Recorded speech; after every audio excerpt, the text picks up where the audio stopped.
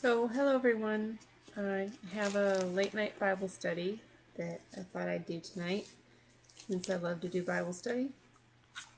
And since we kind of went hardcore into Daniel chapter 9 and the Septuagint translation, and Daniel chapter 9 ends with the salvation covenant and how basically God is going to save the people even through the desolation or the desolator.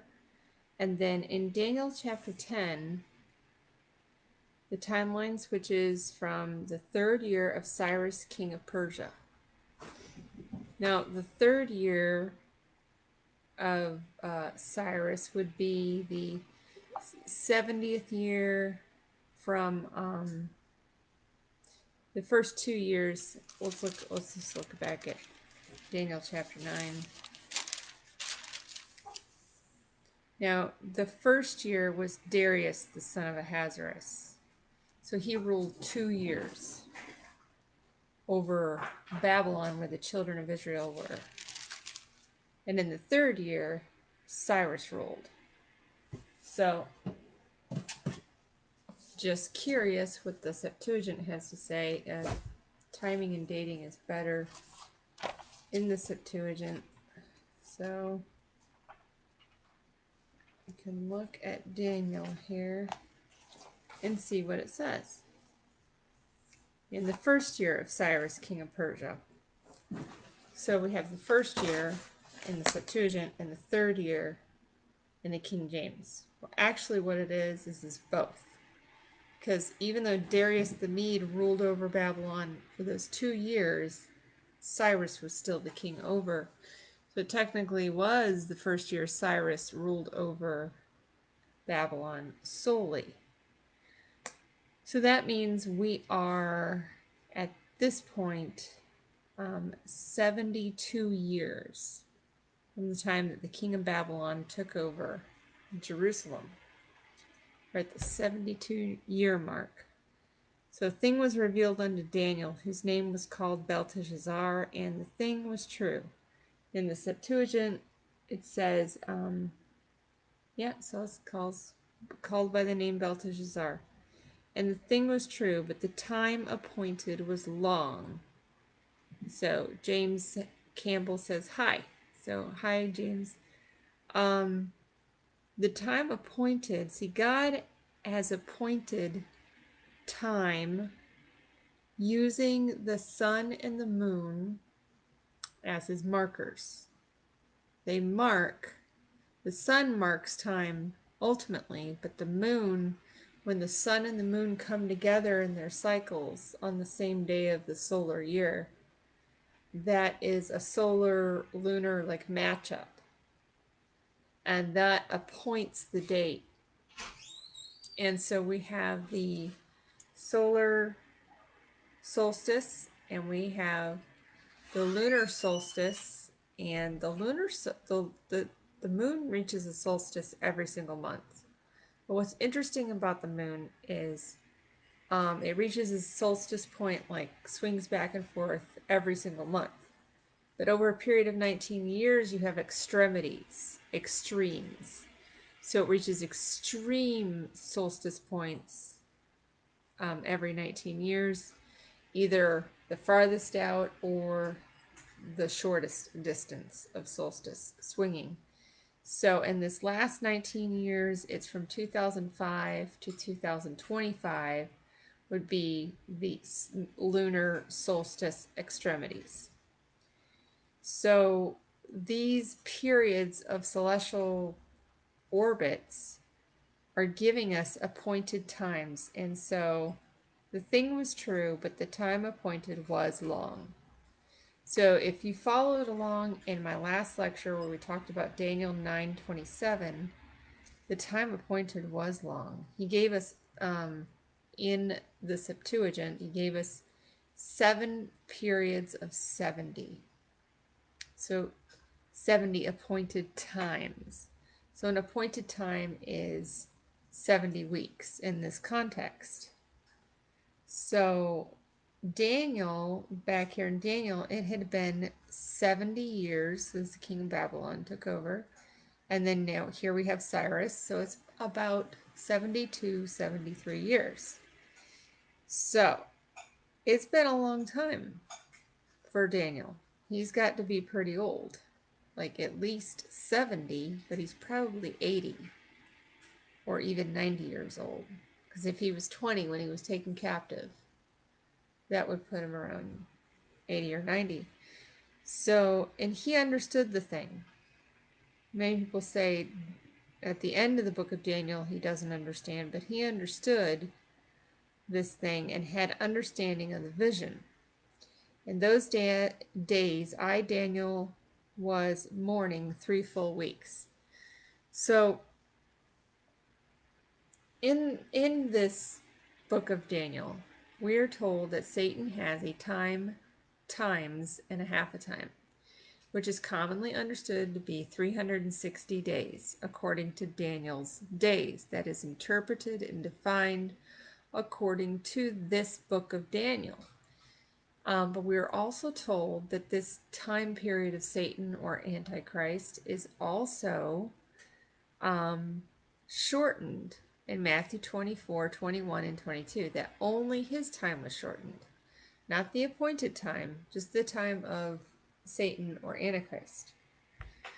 So if it was shortened, that means the times and a half a time that are prescribed and given to Satan alone, are not 360 days. They would have to be a shorter time period.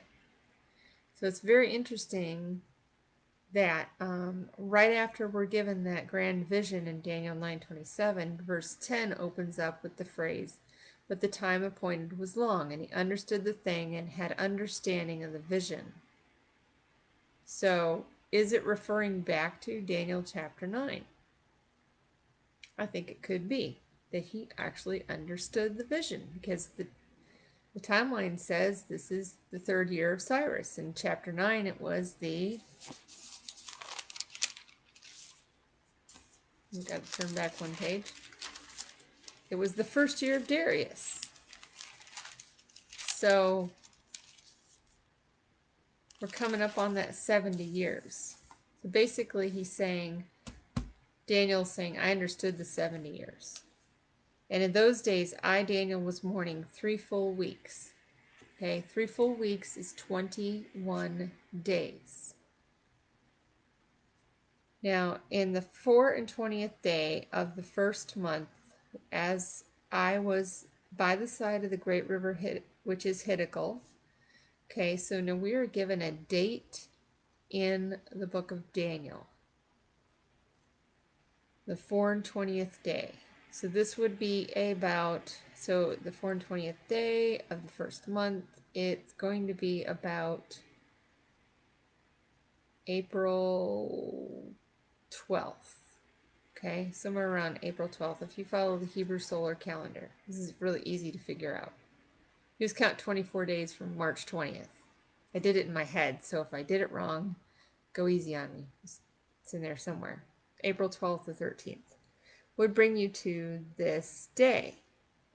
Then I lifted up my eyes and looked, behold, a certain man clothed in linen, whose loins were girded with the fine gold of Uphaz. His body was like beryl, and his face is the appearance of lightning, and his eyes as the lamps of fire, and his arms and his feet like in color to polished brass, and the voice of the words like the voice of the multitude.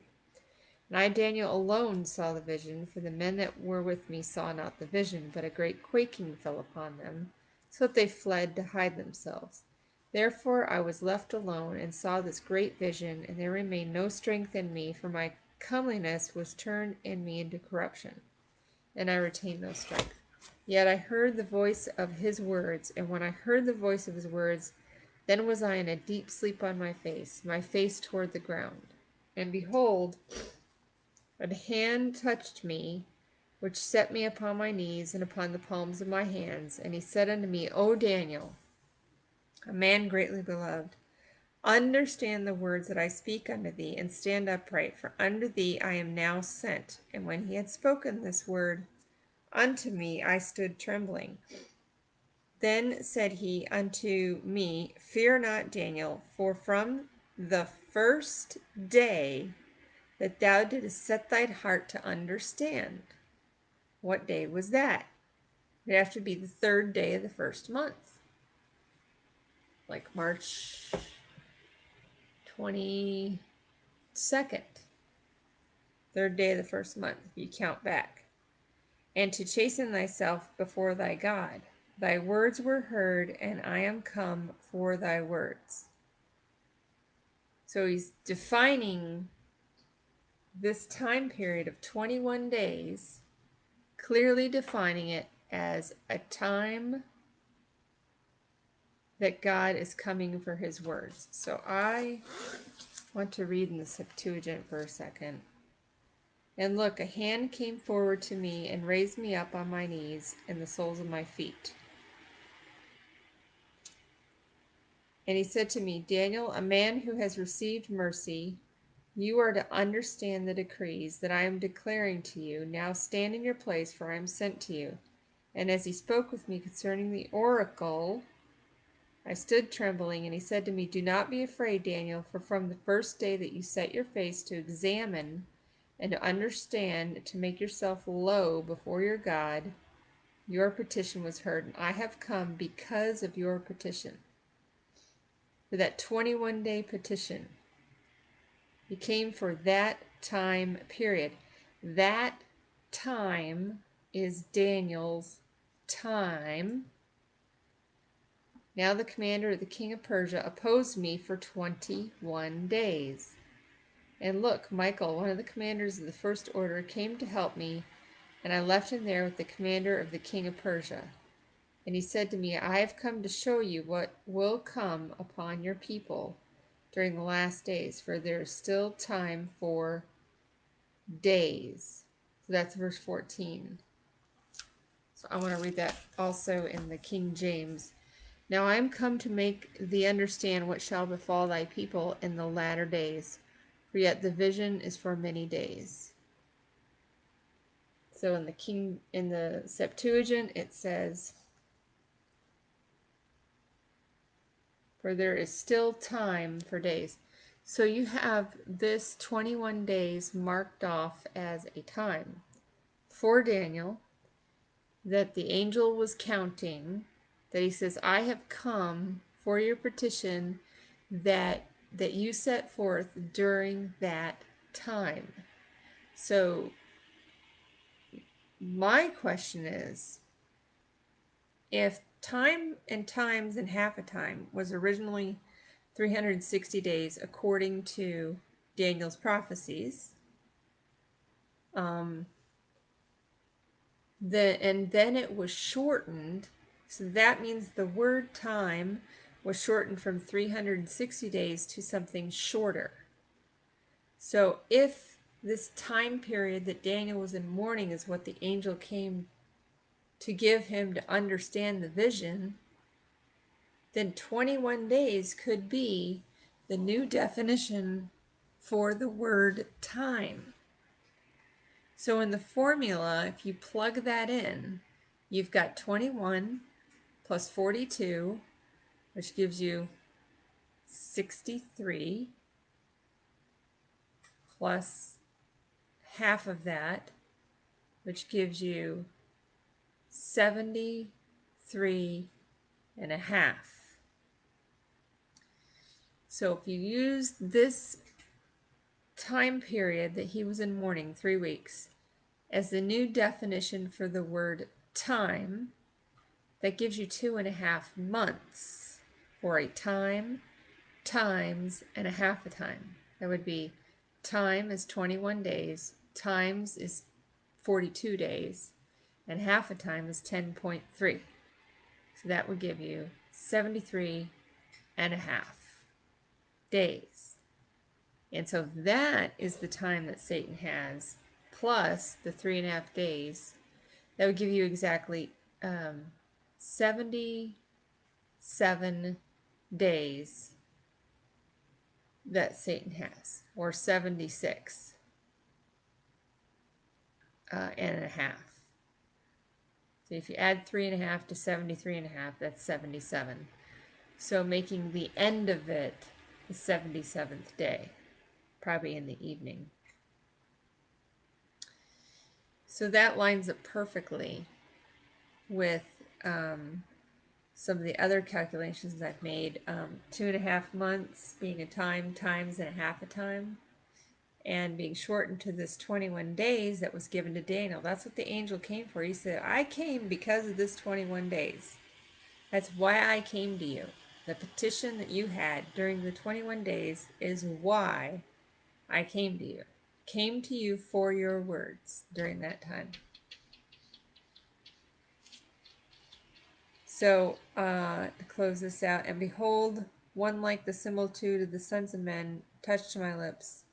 And I opened my mouth and spake and said unto him that stood before me, O my Lord, by the vision my sorrows are turned upon me, and I have retained no strength. For how can the servant of this my Lord talk with this my Lord? Whereas for me, straightway there remained no strength in me, neither is there breath left in me. Then I think he thought he was dead. It lines up. It's very interesting. James says it lines up, Michelle. I think it's very interesting how it lines up. Because when you look at the 70 years plus 6 years for temple building, that's 76 years. And you shorten that down to days, it's 76 days. Then said he, Knowest thou wherefore I come unto thee? And now will I return to fight the prince of Persia. And when I am gone forth, lo, the prince of Greece shall come.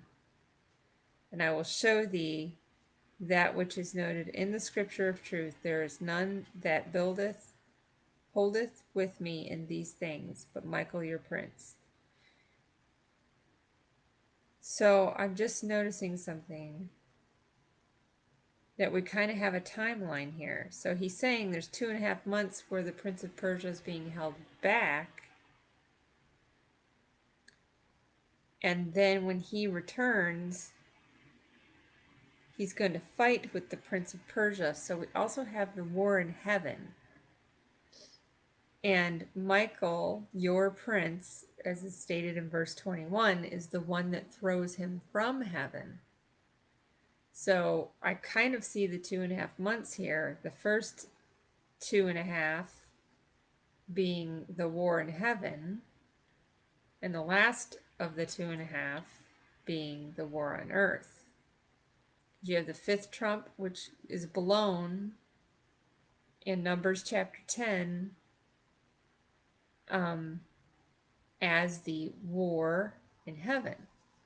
So if you have your Septuagint handy, I want you to turn to Numbers chapter 10. If you don't have a Septuagint, turn to Numbers chapter 10 in whatever Bible you have.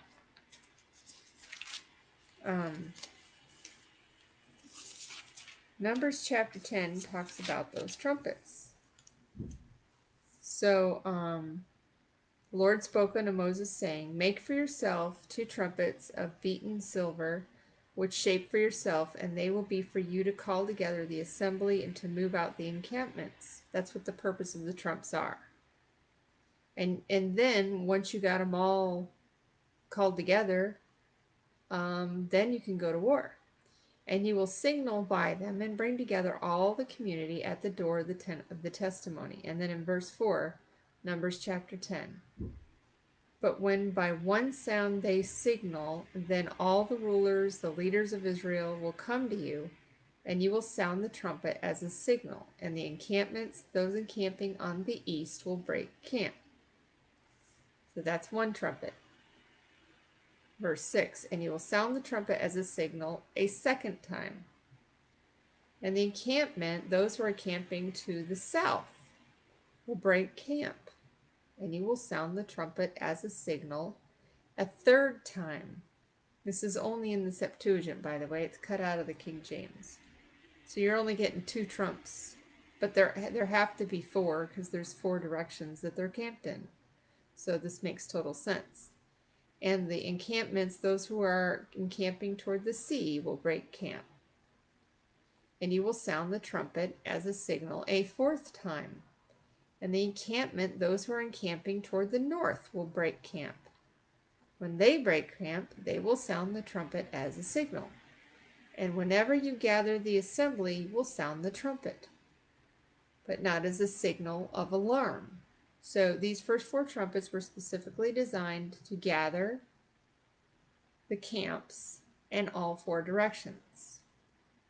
And then in verse 6, and the sons of Aaron, the priest, will signal with the trumpets, and it will be for you a perpetual ordinance throughout your generation, meaning all the way to the end generation, all the way till today. So you hear the sound of those first four trumpets, it's get ready, break camp. North, get ready, break camp. Or east, south, west, north. North was the last one. And that's a perpetual ordinance. So when you look at Revelation, the ordinance still applies to prophecy, but it's a prophetic look forward. Interesting, James says, interesting how it isn't in the King James Version. I found that very interesting. But this next verse is in the rest of these verses are in here.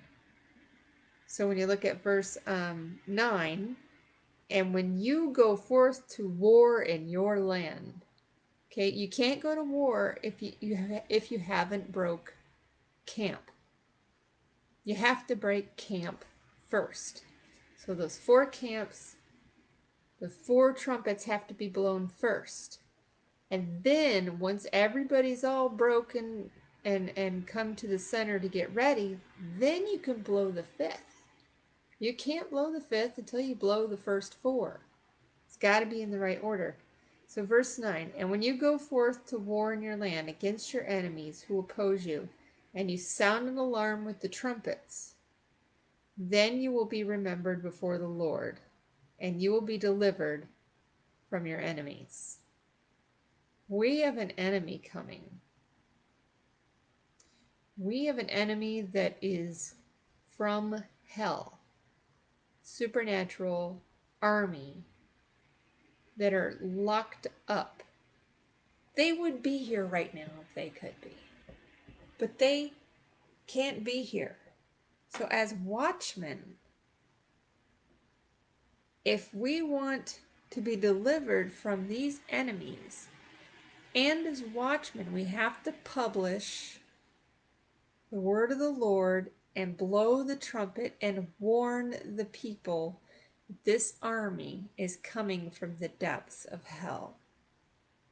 They're coming in disguise, mind you, as ministers of light. They're coming as angels. They're coming as the fake Messiah.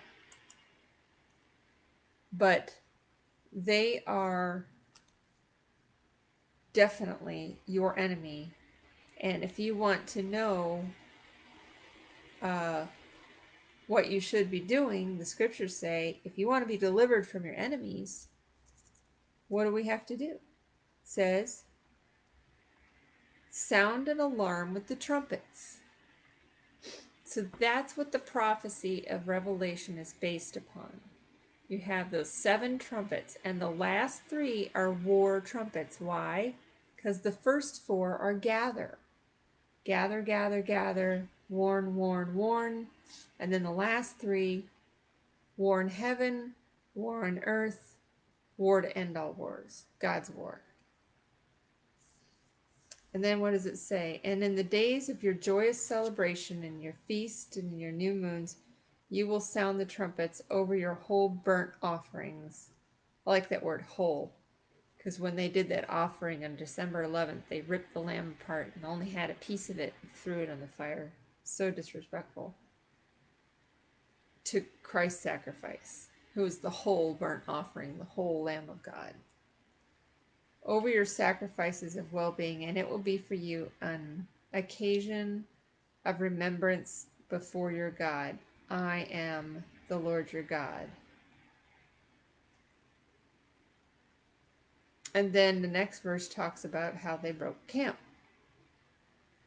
And it happened in the 2nd year, in the 2nd month, on the 20th day of the month, that the cloud lifted from the tent of testimony. And the sons of Israel set out together with the baggage in the wilderness of Sinai, and the cloud stood in the wilderness of Paran. So they were going to the promised land.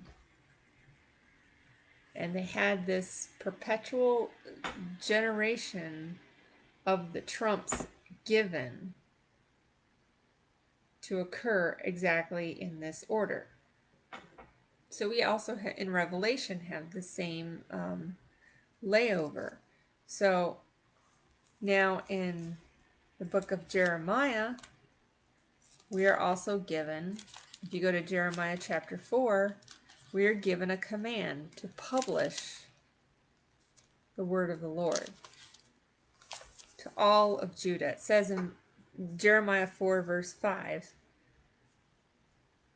Michael Lark says, I was thinking about Saturn rings. Yeah, maybe that's what holds Satan from leaving. Very possible. I mean, being in another dimension, we can only just guess. But we do know from God's word that those angels are locked up. They need to be let out. They need to be unlocked. It's interesting that Revelation 9 says that very thing. That once they are unlocked, they come out of that pit like a rolling, burning, angry smoke rising to the heavens, rising right to where God and his armies are. So what are we to declare? In Jeremiah 4 verse 5, it says, declare ye in Judah and publish in Jerusalem, and say, blow ye the trumpet in the land. So if we are to blow the 5th trumpet, it says, cry, gather together, and say, assemble yourselves, and let us go into the defenced cities. It's saying the same thing as Numbers chapter 10. Those first 4 trumps are to assemble. Assemble yourselves and go into the defense cities. Why? Because an army's coming. And they're not coming secretly. It's not a secret. And it's not quiet either. This army's coming loudly and coming straight for the geographic area of Judah. Set up the standard toward Zion. This is our job as watchmen. We have to set the standard. We have to announce that arrival. Set up the standard toward Zion. Retire, stay not. That means don't sit back and relax and think you've got it all, got nothing to do now. I can just relax. For I will bring evil from the north and a great destruction. The evil from the north is that army. It's coming from another dimension, also called the north. James says, at the very least, it's symbolic. Michael. Oh, yeah. Saturn's rings, yeah, that's at least symbolic. But who's to say?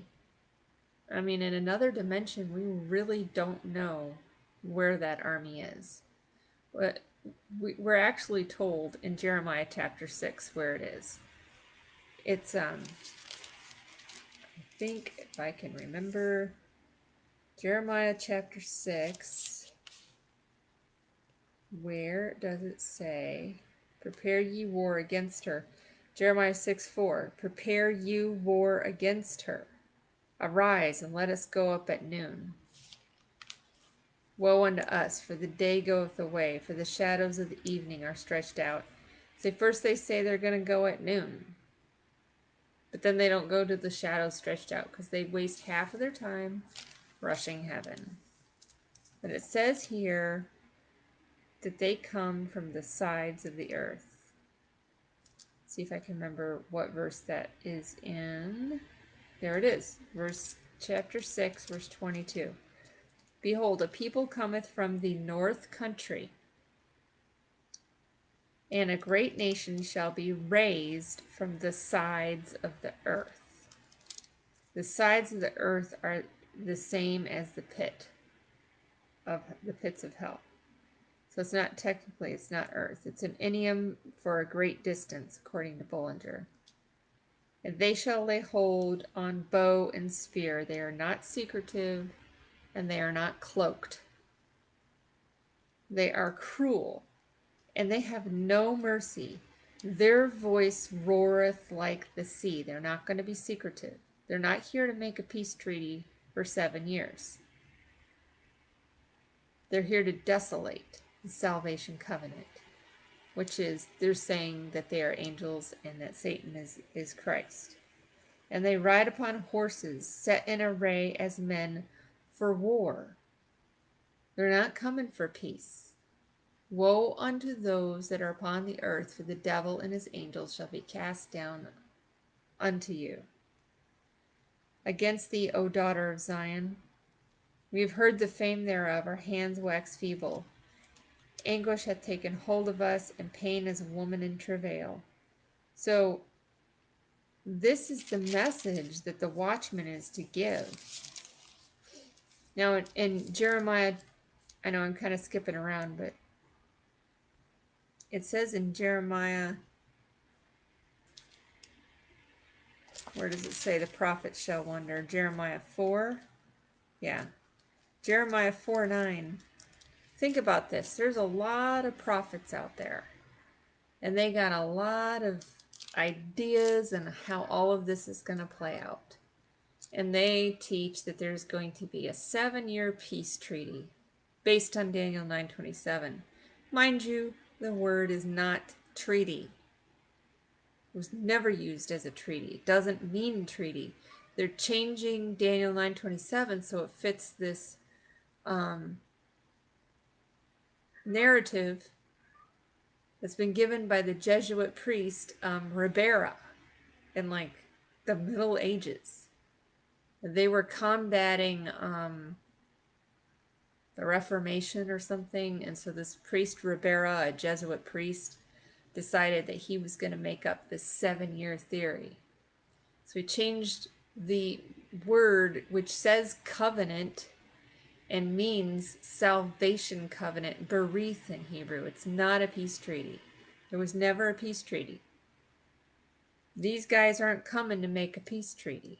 These guys are coming for war.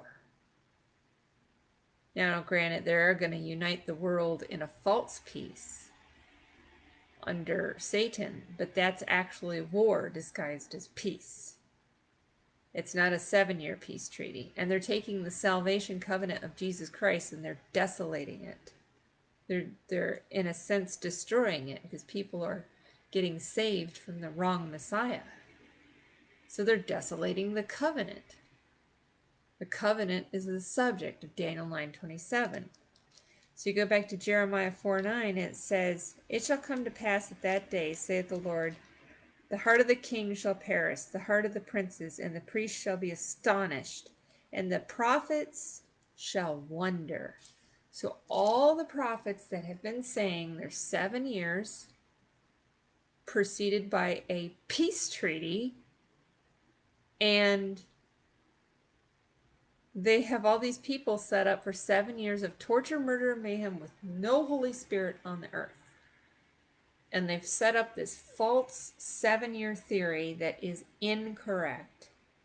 And they've got the people so terrified and scared of all the physical trauma they're going to go through for 7 years that they set them up with this base of fear and this structure of fear.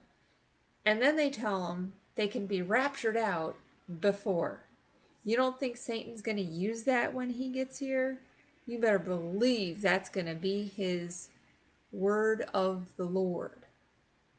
That is exactly what's going to happen. He's going to use that fear to pull people out, pull all the rest of the Christians out into the rapture. He's going to tell them, you can stay here on earth if you want, but that 7-year tribulation is coming that is never written of. Satan never had 7 years.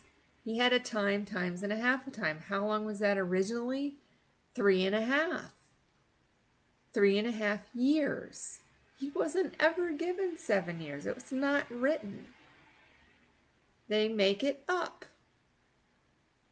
by taking the word berith, covenant, and turning it into peace treaty and applying it to nations when it is applied, supposed to be applied to your soul for salvation.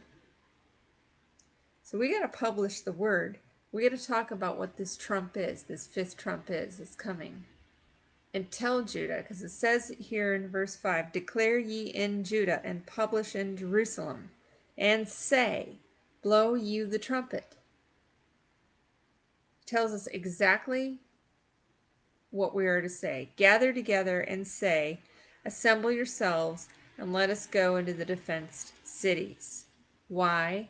Because he isn't coming to make a peace treaty. He's coming for war. War for your soul. A false peace. There will be a peace over the whole world. They're all going to think that it's one big revival. And the big prophetic message is 7 years. But it says here the prophets are going to wonder. The prophets who are going to know are the ones that have their feet grounded in that in that perpetual covenant of the trumpets. Perpetual covenant. The fifth trump is war. It's why it's woe trump. It's the war.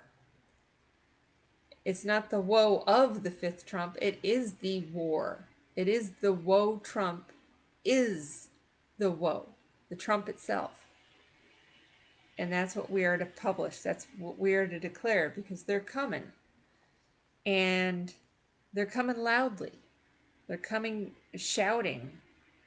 Verse 10, then said, ah, Lord God, surely thou hast greatly deceived this people. Because they're going to be deceived by this. It's a deception.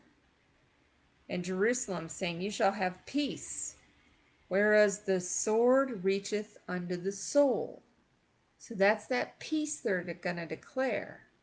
It's going to be a false peace.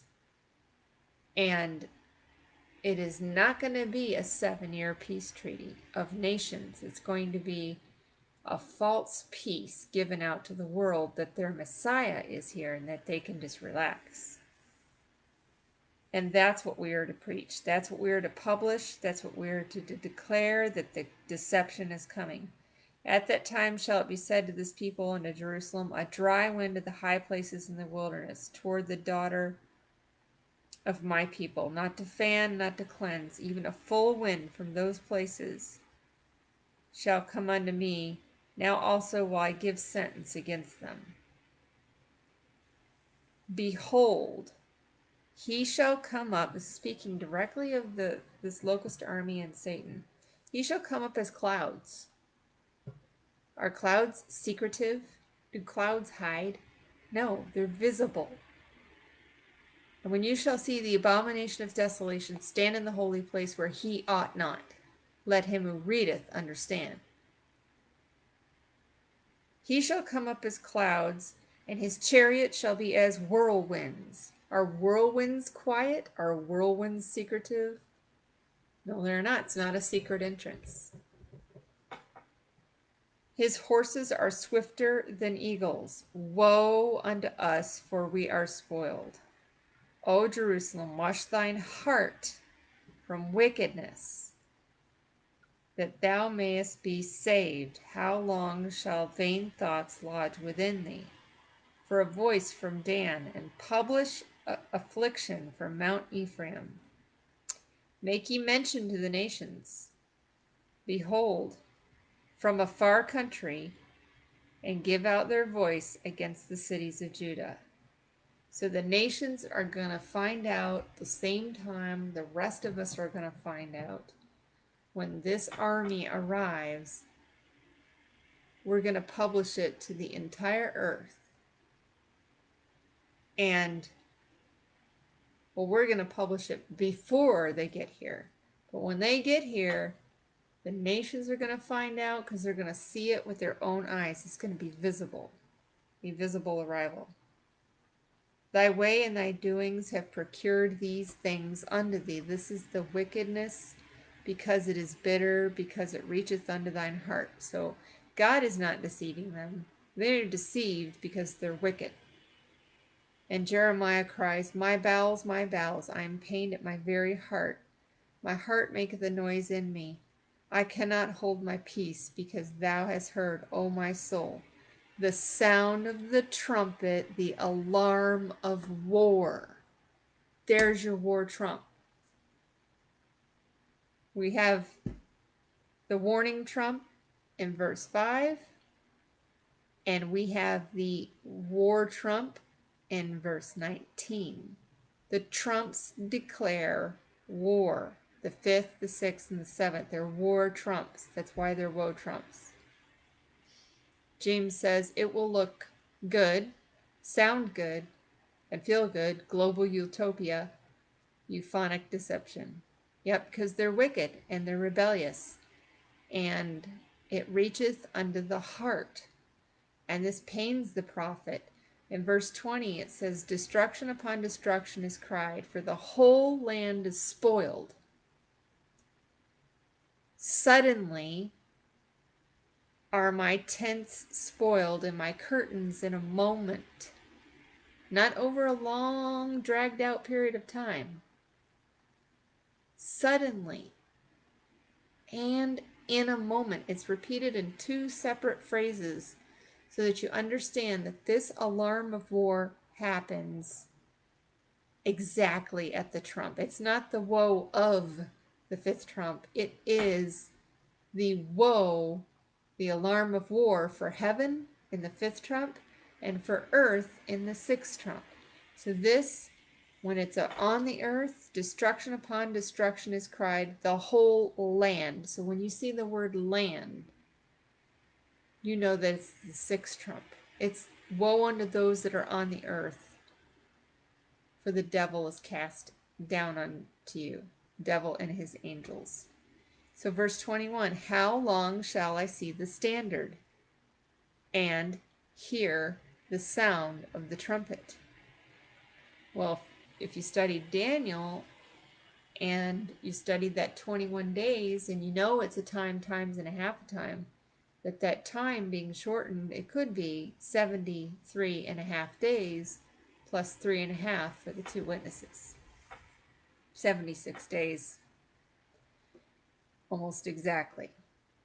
With the return, I believe, at the 77th day. Because you got the 77th year, you get the 7th set of 70s, 490 years from the Exodus. You get the 77th year from 1948. You get the 77th day from the arrival of Satan. You could kind of see how the Lord prevails on the 7th of everything. The 77th year in the 7th set of 7, in the 7th year of the last set of 70, on the 77th day. There's a lot of 7s there at the 7th trump. God is given the 7s, not Satan. He is not given 7 years. He's never been given 7 years. So that sound of the trumpet, how long shall I see the standard and hear the sound of the trumpets? Jeremiah is asking.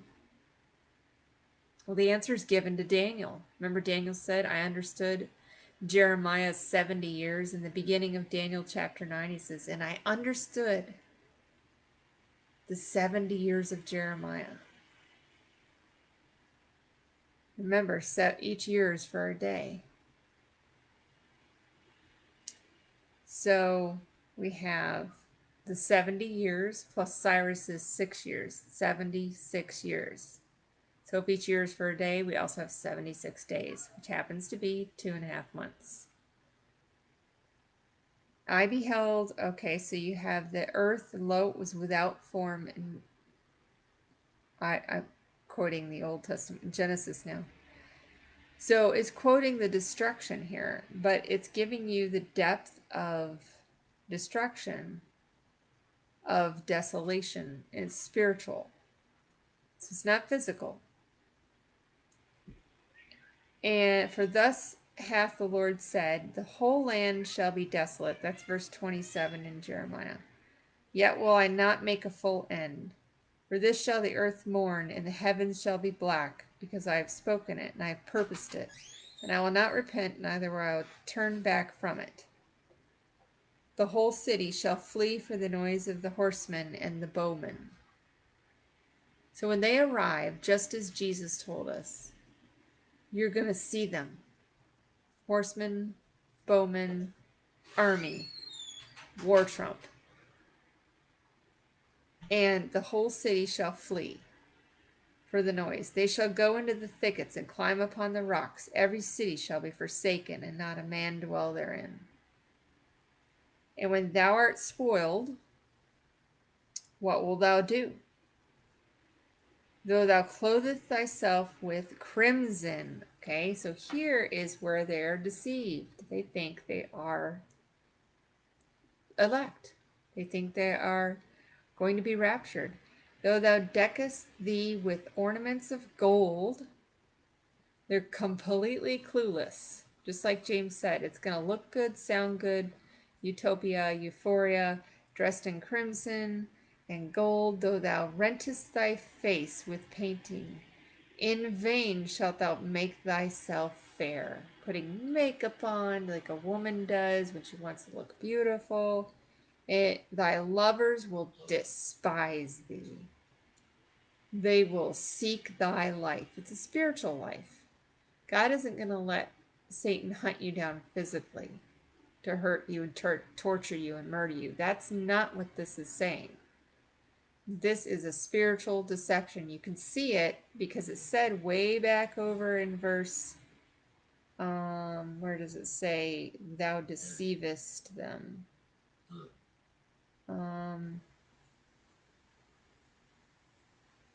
Yeah, verse 10.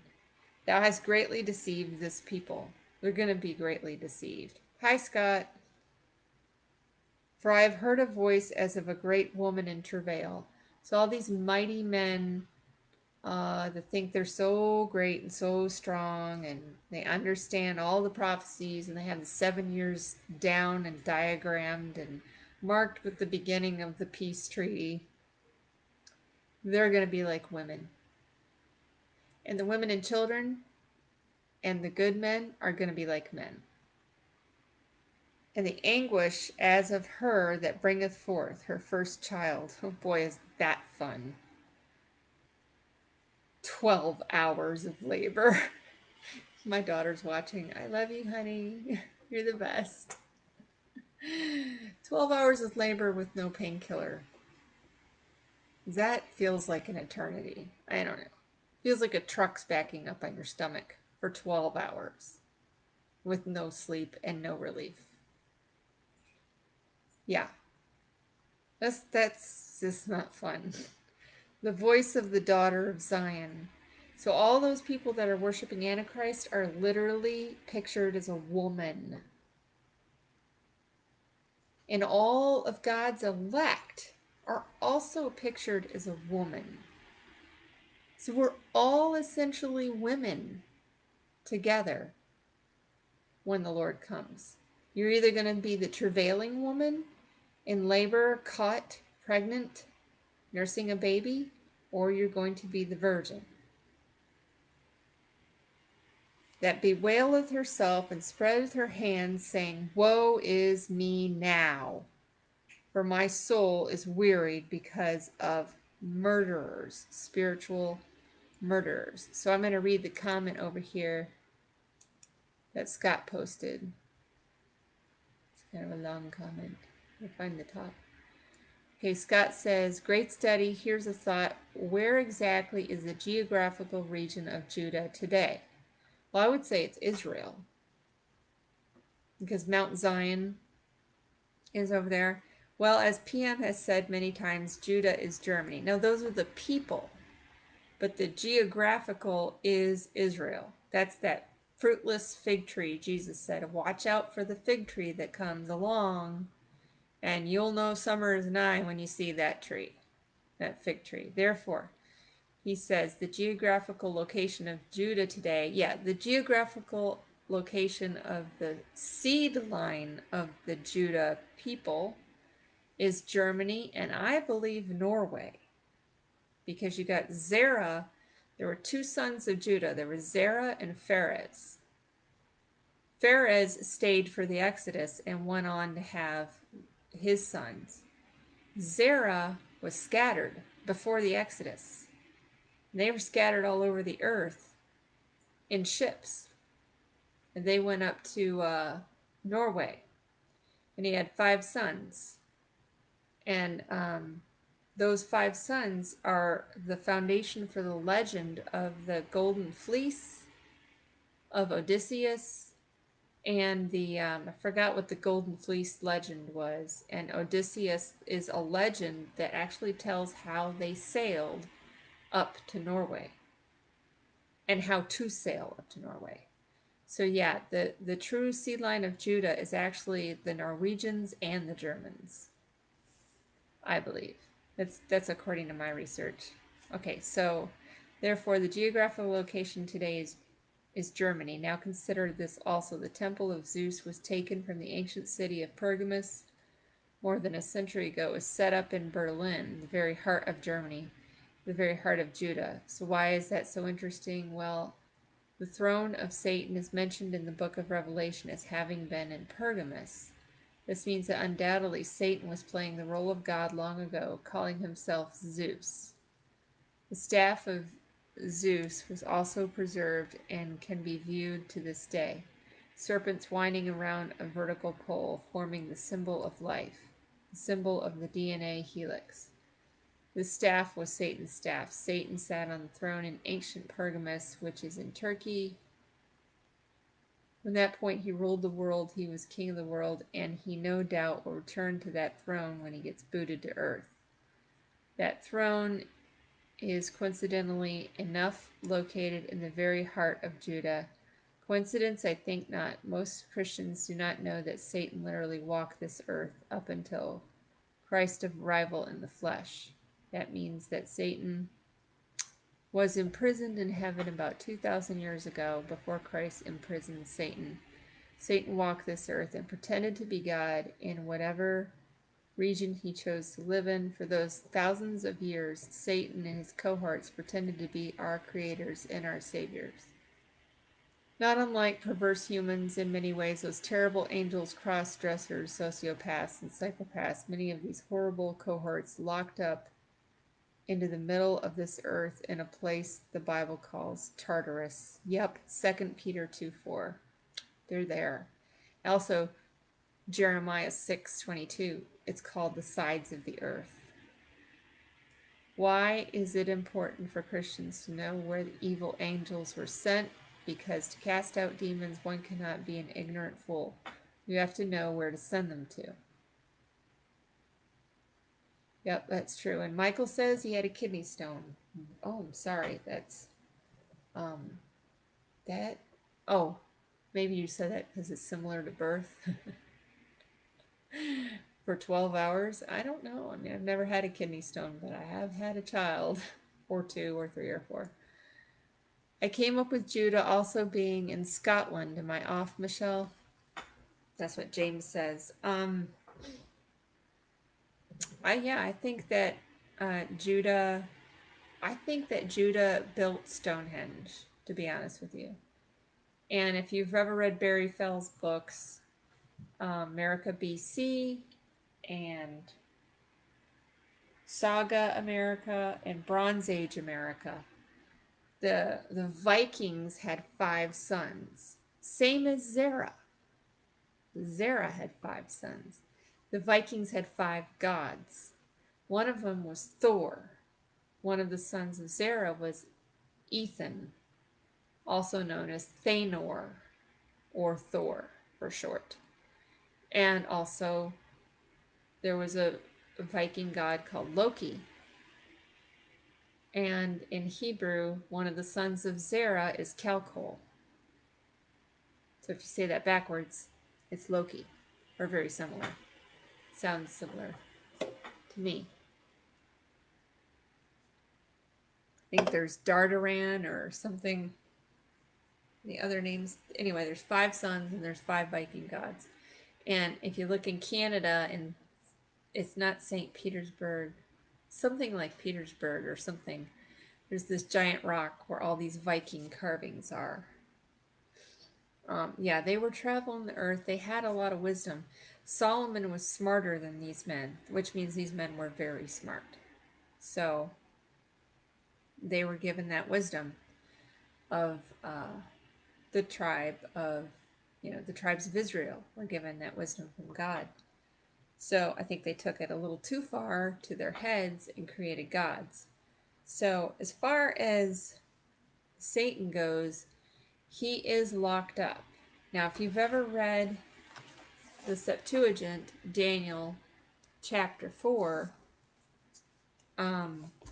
you will get such a awesome story. It literally says that the king of Babylon, when he became like an animal for 7 years, it says that he literally was locked up. It says, Daniel chapter 4 in the Septuagint. I think it's verse. Oh yeah, verse 15. Let his body be changed by the dew of the heavens for the worst. And for 7 years let him feed along with them until he realizes that the Lord of the heavens has authority over all things, all in the heavens and all upon earth, and whatsoever he wants to do in them. Let's see here. I'm pretty sure it says that the tree was chopped down and he was given over to the prison. Okay, here's a verse that's not in the King James at all. It's the Septuagint, Daniel chapter 4, verse 14a. They put letters after it. This tree was chopped down in front of me in one day, and its destruction was in 1 hour of the day, and its branches were given to every wind. And it was dragged and thrown down, and he ate the grass of the earth, and he was given over to the prison. And he was bound by them in shackles and in bronze handcuffs. That's kind of in the King James, but it's a little veiled. I was very astonished at these things, and my sleep departed from my eyes. So that's that 7 years where he roamed around like an animal. So if 7 years is 2,520 days, and 2,520 days is 2,520 years, then you can count from 604 BC to 1917 to the day that the Kenites, the new kingdom of Babylon, goes after and sends that Balfour Declaration to take back the land of Canaan. To the day. The 7 years, the 2,520 years was up. And they came back and took over, set up, the king of Babylon came back to set up his kingdom. And that's when it began. And of course, 1948, when it was set up. And then at the very end of this earth age is when Satan himself comes to rule. But he's got to get those angels out of Tartarus. And so I thought that kind of went along with what you said, Scott, about him roaming the earth until Christ came and died on the cross. And his kingdom was basically taken away from him for 2,520 years. Why? Because that's 7 years. And if each day in 7 years is a year, then that's 2,520 years of days. And then if you add the 30 years to that from the book of Daniel, the 1,290 days, which is in the middle to the end, takes you to 1948. And if you count from the middle, 688 AD, and you count 1,260 days, that takes you to 1948 as well. So there's two ways to look at it. But 688 is when they set up that abomination, the temple. That I think used to be the temple of Zeus that was moved, actually. It was a foreign temple that was there, and then they built the Al Aqsa Mosque in 688 AD. If you add 1335 days, blessed is he who waits until the end of 1335 days. Brings you to about 2023, but you have to have plus or minus 2 years because it's got to be the very end. So plus 2 years would be 2025 again, lines up again. So, and there you have Jeremiah 5:1. I really like to hear Pastor talk about Jeremiah 5:1 because he does a fantastic job of it. Run you to and fro through the streets of Jerusalem, and see now and know. Seek in the broad places if you can find a man, one man, if there be any that executeth judgment and seeketh the truth, and I will pardon it. It's the same as Sodom and Gomorrah. Can you find 50? Well, this verse says, can you find one? He's not happy with that altar they set up. It's going to be thrown down. Maybe that's the next study I'll do. So Scott says, got it, the good figs and the bad figs. Yeah, the 1948 is when the bad figs, the fig tree that Jesus warned us about, has no fruit on it whatsoever, would take root. And when you plant a tree, a fig tree, you don't use the seed, you use like a branch, and you kind of like plant that. So a tree does not have both good figs and bad figs on it. It only has one or the other. A tree cannot bear both good fruit and bad fruit. So when that tree was planted in 1948, that was the tree Jesus told us about. And then if you circle back to Joel chapter 1, it says that a nation would come upon my land, God says. They would come upon my land. A very bad nation that would bark the fig tree bare so it has nothing on it. And that's where we're at. And that's what we're looking at. And that's why we need to publish and declare this message of the trumpets that is perpetual. And that fifth trump is a war trump. And that's what we're to publish. According to the Word of God, according to what I can find and what I can see. So that was a really fun discussion tonight, everybody. I really enjoyed it. I love it when you guys come on and comment because it just makes it more exciting and interactive. And so I don't know what I'm going to study next, but I just really felt the need to talk about the times and a half time being 21 days, 42 days, and 10 and a half. So that's 73 and a half, which puts us, when you add the two witnesses, 76 days again. 76 days, 76 years, 76 days. It's a repeating pattern, and I like patterns. So I'm studying a lot of patterns right now. So, excuse me. Hope you enjoyed that. Everybody have a great night. Thanks for joining in. Bye.